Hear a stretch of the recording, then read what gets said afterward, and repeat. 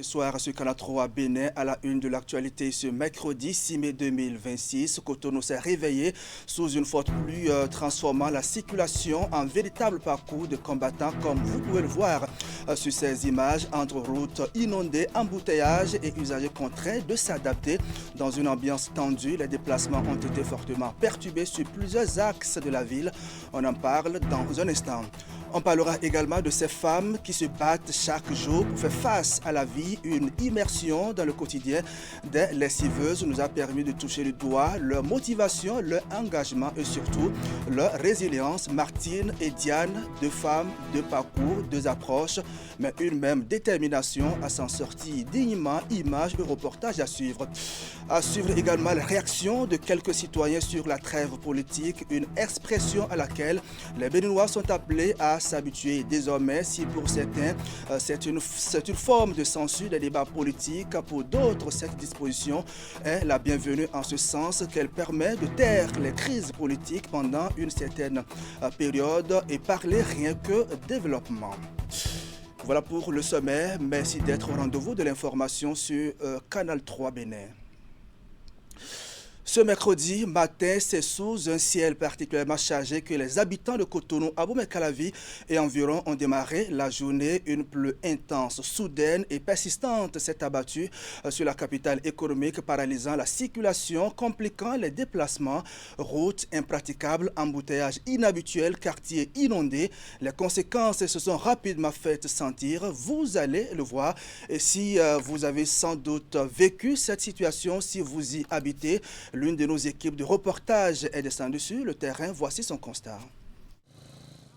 Une matinée pluvieuse qui a changé le cours de la journée de beaucoup de personnes.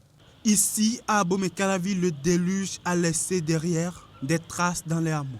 Sur les routes bitumées ou dans les rues profondes, les habitudes de mobilité des populations, piétons, motocyclistes ou conducteurs d'engins à plusieurs roues ne sont plus les mêmes. Obligation pour eux de s'y adapter. Tout Flavio pour c'est quoi ali dit tu me ali to so e fa de bois fa si me ko ka bodo ali to si me crème bon e calmo e yon surtout nous vivons dans une ville si me dire que mon boya so me dire que mon boya comme la way. Dans ce quartier situé non loin du marché Sédégbé, les rues sont inondées. Certaines maisons sont difficiles d'accès et ainsi les habitants, enfants comme adultes, sont contraints de circuler pieds dans l'eau. Chaque riverain a essayé de faire ce qu'il peut, remblayer sa devanture, et ce qui a même empiré la situation. Oui, ce matin, quand il n'y a plus, vous avez vu? L'eau stationne ici au moins 3 mois et nous, on ne vend plus. Et on va dire aux autorités de venir nous aider pour qu'on soit à l'aise. Sinon, les moustiques aussi, les enfants tombent malades. Ça se passe régulièrement, mais pour cette fois-ci, ça a débordé. Et le plus souvent, quand ça arrive comme ça, ceux qui habitent le quartier, ils sont gênés. Il y a de l'eau dans les maisons, un peu partout. Et pour accéder à leur maison, c'est tout un problème. Loin, dans la maison de M. Bossa, la difficulté est encore plus sérieuse. L'eau s'est frayé un chemin pour polluer le puits. Ça a tout gâté maintenant, mais je suis obligé d'appeler, sinon on ne peut plus utiliser l'eau là. Et maintenant, pour sortir, on est obligé de passer dans l'eau. C'est maintenant moi-même qui ai trouvé un peu là pour que ça sorte un peu. Une toute première grande pluie de ce mois de mai 2026 qui a fait ses dégâts. Chacun de son côté fait face aux difficultés dans l'espoir que les travaux de route touchent également leurs zones respectives pour qu'à l'avenir, la pluie ne cause de dégâts majeurs. Cotonou et Abomey-Calavi sont donc sous pression des eaux, comme vous l'avez vu dans ce reportage. De fortes pluies ont paralysé plusieurs axes de la capitale économique. Et face à la situation, le maire Luc Nyakadia appelle au calme et annonce le déploiement des équipes techniques sur les zones critiques. Les précisions dans ce récit. Ce mercredi, Cotonou s'est réveillé sous une forte averse. Une pluie qui a plongé de nombreux as dans des inondations inhabituelles. Face à cette montée brutale des eaux, la première autorité de la ville de Cotonou réagit. Dans un communiqué publié sur les réseaux sociaux, Luc Nyankadja tente de rassurer. Les équipes techniques de la mairie sont actuellement déployées dans les zones les plus touchées afin de faciliter l'écoulement des eaux et d'améliorer progressivement les conditions de circulation. Dans le même temps, le maire précise qu'un travail d'identification des points critiques engagé depuis plusieurs semaines sur l'ensemble des arrondissements permet des interventions plus ciblées et mieux coordonnées. Luc Nyankadja invite également les populations à la prudence en limitant les déplacements pendant ces fortes précipitations et en évitant les zones inondées. Enfin, il réaffirme la pleine mobilisation des services municipaux pour faire face à la situation. Et parlant de la forte pluie de ce matin, elle a laissé derrière elle, comme vous l'avez vu donc dans ces images, d'importants dégâts. D'abord, elle a provoqué des perturbations sur plusieurs axes routiers dans certains quartiers. Par exemple, vous allez le voir, les riverains ont été confrontés à de grandes difficultés de déplacement. Nous étions dans la commune d'Abomey-Calavi. Cette fois-ci, nous allons mettre le cap à Cotonou pour faire le constat.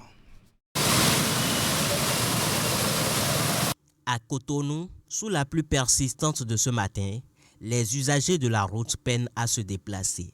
Entre chaussées inondées et embouteillages corsés, certains chauffeurs tentent de se frayer un passage. Une prise de risque qui n'aboutit pas pour tout le monde. C'était tellement pénible, c'était trop pénible même.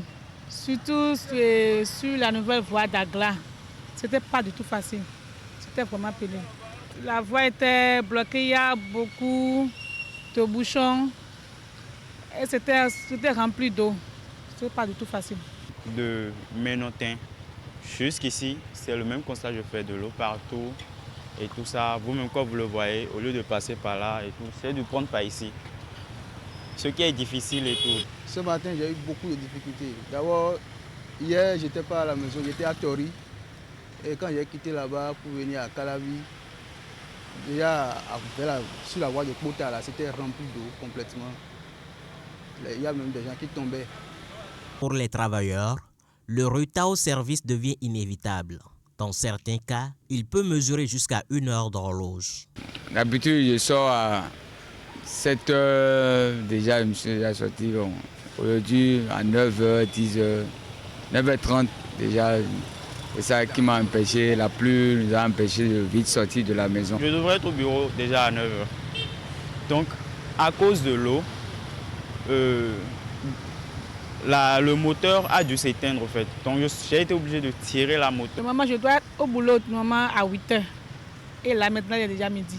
Face à la complexité de la situation, les usagers de la route invitent les autorités à améliorer les infrastructures routières et le système de drainage pour une meilleure mobilité en période pluvieuse. Ils n'ont qu'à passer à nous pour qu'ils viennent nous régler un peu la situation, les difficultés que nous avons dans le quartier. Par rapport au caniveau, le curage, ils n'ont qu'à venir nous curer un peu les caniveaux pour que l'eau passe. Parce que si l'eau sont sur la voie, comme on est en train de voir actuellement, c'est pas bon. Les autorités peuvent vraiment nous aider à régler cette situation.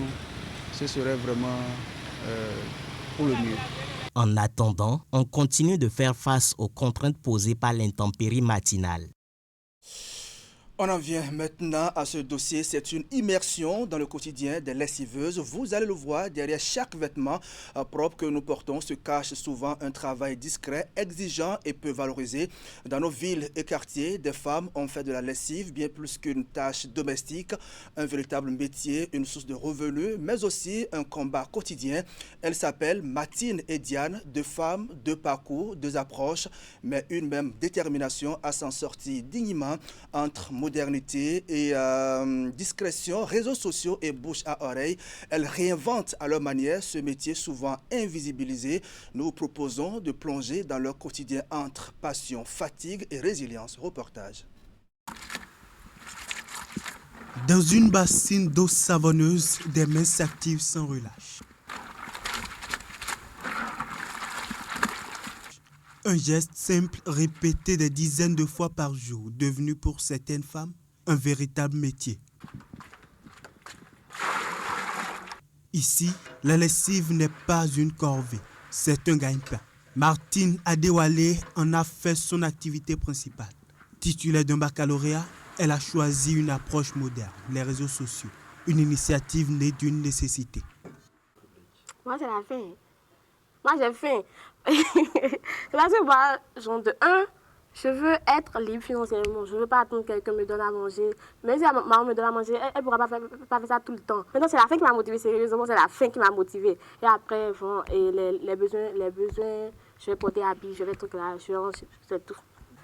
À quelques kilomètres de là, Diane évolue dans un tout autre univers. Photographe de formation, elle est plus discrète, presque invisible.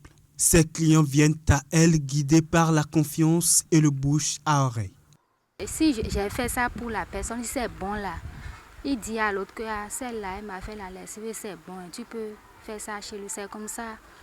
On donne mon numéro quoi, et on m'appelle souvent. Deux profils opposés, mais une même réalité. Chaque jour, elle lave, rince et sort. Parfois chez elle, parfois au domicile du client. Un travail physique éprouvant qui laisse des traces. Quand j'ai commencé ça, les premières semaines, j'ai un peu mal et tout. Mon corps me fait mal. Tout, mais bon, avec le temps, je me suis habituée. Mon corps s'est habitué. Maintenant, je n'ai plus mal comme ça. Souvent, si tu finis de faire ça, on est tout fatigué. Tu es obligé d'aller acheter des médicaments pour te faire calmer les douleurs. Malgré les difficultés, Martine et Diane tiennent bon. Parce que derrière chaque bassine, il y a des charges à assumer, des familles à soutenir et une dignité à préserver. Dans l'ombre du quotidien, ces femmes lavent bien plus que du linge. Elles lavent les épreuves de la vie avec courage et détermination. Courage et détermination, ce sont des valeurs qui caractérisent ces braves femmes qui mènent leur combat dans le quotidien. Autre sujet à présent, on va parler politique avec cette sortie médiatique du mouvement Caricature Président 2026. C'est une rencontre stratégique avec les hommes des médias au cours de laquelle Boga Koupaki a salué les différentes réformes opérées par le gouvernement du président Patrice Talon depuis 10 ans. Des réformes qui ont permis, selon le conférencier, de relever le niveau socio-économique, politique et culturel du Bénin. Face à la presse, les responsables du mouvement Caricature du Président 2026. Au cœur des échanges, le chemin parcouru depuis 2016. Pour Dr Boga Koupaki, les réformes structurelles enclenchées par le président Patrice Talon depuis son avènement au pouvoir étaient indispensables. Aujourd'hui, les résultats sont évidents et le Bénin est mieux positionné sur l'échiquier international. Nous étions tous d'accord avec la commission Diogbenou en 2016 que la réforme ou les réformes étaient la chose indispensable. Donc le peuple avait donné caution à ce qu'on règle d'abord les problèmes d'ordre structurel, socialement, économiquement, politiquement, pour que le pays se retrouve normalement sur les rails. Et il faut avouer que 10 ans après, si nous sommes entendus sur les réformes, on en a véritablement eu. Il est ce transformateur-là qu'on peut appeler aujourd'hui le père du développement du Bénin. Revenant sur les récentes élections dont la dernière a porté un triomphe au Romial de Ouadani, le conférencier principal se félicite d'abord de la maturité du peuple béninois et exhorte chaque citoyen à accompagner le nouveau président de la République dans la continuité des actions de développement. Plus de 94% de suffrages accordés à un chef d'État doit pouvoir le rassurer que les 7 ans à venir, il vous aura, et la presse, et le peuple, et la jeunesse, et nos femmes, nos mamans, tout le monde à ses côtés, parce que ce n'est pas Ouadani qu'il faut développer, c'est le Bénin qu'il faut développer. Le message est clair, la réussite du pays repose sur la contribution collective. Et Dr Boga Koupaki n'entend pas rester en marge de cette révolution. Depuis quelques semaines, comme je vous l'annonçais en début de cette session d'information, les débats tournent autour de la trêve politique. Cette expression, qui est une nouvelle disposition de la loi fondamentale, est diversement appréciée par les citoyens. Vous allez le voir, si pour certains c'est une forme de censure des débats politiques, pour d'autres par contre, cette disposition est la bienvenue en ce sens qu'elle permet de taire les crises politiques pendant une certaine période pour mieux se concentrer sur le développement du pays. Quelle perception les Béninois ont-ils réellement de la trêve politique? Voici quelques réponses donc des citoyens rencontrés à Cotonou. La trêve politique n'est pas annulation de l'animation de la vie politique, non. La contribution, quand vous lisez bien les tests, un Béninois, un citoyen, peut contribuer à la gouvernance de son pays. Mais aller porter en tosse, mettre fin à tout ce qu'on veut faire, prétendre un intérêt égoïste, n'est pas normal. Donc du coup, la trêve politique doit pouvoir nous permettre de prendre 6 ans pour développer le pays et de prendre 1 année pour nous discuter les places et se repositionner. Moi, je perçois la trêve politique comme simplement une période où les débats ne sont plus houleux, les débats ne sont plus pour conquérir le pouvoir, mais plutôt pour amener tout le monde à se comprendre, mais dans un sens pacifique. Et donc, je pense quand même que nous, les professionnels des médias, d'ailleurs le président de la HAC a dit que la presse ne doit pas se substituer aux hommes politiques, on est d'accord, mais néanmoins la presse doit toujours continuer à jouer son rôle d'éclaireur. À mon avis, ce n'est qu'une pause temporaire des conflits qui règnent actuellement au sein des responsables dans les camps politiques surtout, les conflits, les débats pour chercher peut-être à susciter la haine autour de la population. Je pense que ce n'est qu'une pause pour mieux définir les choses. Ce n'est qu'une pause temporaire pour mieux situer, d'accord, les choses afin que les acteurs politiques, certains qui pensent qu'il faut quand même rivaliser pour atteindre leur objectif, il faut qu'ils sachent que ce n'est pas affaire de rivalité, mais c'est affaire de collaboration, de coopération bien définie, afin que le pays atteigne un objectif bien défini aussi. C'est de bon ton. D'ailleurs, c'est très de bon ton qu'on instaure la trêve politique, parce qu'il y a un temps pour le bavardage, il y a un temps pour faire la guerre des idées, mais il faut aller au concret. Il faut qu'on désormais on puisse réfléchir véritablement. Les élections sont finies, on puisse véritablement, dans un aspect structurel, faire face aux véritables réels problèmes du peuple. Le peuple attend beaucoup de nous. Je pense qu'il est du temps, d'ailleurs normal, qu'on puisse véritablement aller à cette trêve-là pour vraiment faire face plus résolument aux problèmes de notre pays, parce que le peuple attend beaucoup de nous. Dans le reste de l'actualité à présent, depuis 2003, grâce à l'appui technique et financier de la Fondation Vallée, sous l'égide de la Fondation de France, les meilleurs élèves aux examens nationaux sont identifiés pour bénéficier de la bourse d'excellence intitulée Bourse Vallée. Cette année encore, le rendez-vous est bien respecté. Les bénéficiaires de ce programme ont reçu la première tranche de leur bourse au titre de l'année 2026. C'est un accompagnement qui vise à leur permettre d'étudier dans de bonnes conditions. On fait le point avec Emma Rodono. De l'argent frais pour ces élèves et étudiants bénéficiaires de la bourse Vallée. Ils sont environ 700 apprenants à l'échelle nationale à recevoir cette bourse d'excellence. Le montant de la bourse évolue chaque année afin de tenir compte de la hausse des prix. Et à ce titre, cette année, les étudiants ont reçu 640 000 francs CFA, dont 320 000 francs versés là maintenant et 320 000 au mois d'octobre. Et les élèves reçoivent 320 000 francs, dont 160 000 dès ce mois d'avril et 160 000 en octobre. Au Bénin, la Bourse Vallée est une véritable institution. Elle est octroyée depuis 24 ans et a contribué au bonheur et à la réussite d'une multitude d'apprenants. Depuis 2003, je crois qu'on dénombre plus de 20 000 bourses déjà accordées, ce qui est quand même énorme, soutenant ainsi la jeunesse béninoise engagée dans un parcours d'excellence. La Fondation Vallée porte haut les valeurs que partagent la France et le Bénin, en offrant à ces jeunes la possibilité de poursuivre des études dans de bonnes conditions. La joie qui m'anime est immense.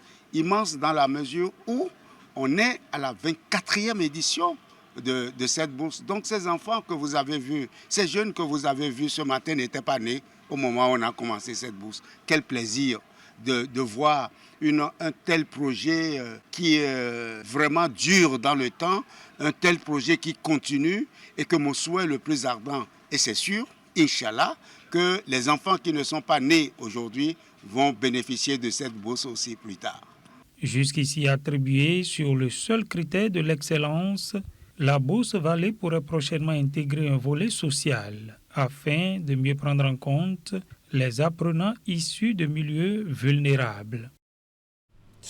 Culture pour finir, sachez que la population vivant autour du lac Aimé et ses chenaux ont encore sacrifié la tradition de leur retrouvailles annuelles autour de leur association dénommée Novisan. Pour la 62e fois dans l'histoire de cette association, ils ont retrouvé à Guézin pour des moments de communion fraternelle. Retour sur le temps fort des manifestations avec Nassissa Lossé. L'aventure associative commencée ici depuis 1964 autour du lac Aimé et ses chenaux se poursuit. Les retrouvailles annuelles des communautés vivant autour du lac à travers l'association Novisan. Mobilisation et sur la dynamisation. L'objectif central est qu'il faut s'unir. S'unir et mutualiser les efforts autour des questions liées à la survie et au développement de leur patrimoine ancestral. Et l'Eucharistie célébrée pour la circonstance a révélé le sens de cette communion fraternelle. Novisan dans notre langue veut dire le jour du frère. Et ceci pour mettre en exergue l'importance de la fraternité. Et ceci ne peut pas laisser indifférent notre pays le Bénin. La devise de notre pays, c'est fraternité, justice, travail. Donc cette devise commence par la fraternité. Et sous les yeux de la vice-présidente de la République et de président des institutions de l'État, cette fraternité a été célébrée à Guézin, un village lacustre dont le potentiel touristique est peu connu du grand public. Les gens connaissent Akatoko, on connaît comment, on quitte Cotonou, on va à Lomé, on dit Guézin c'est à droite.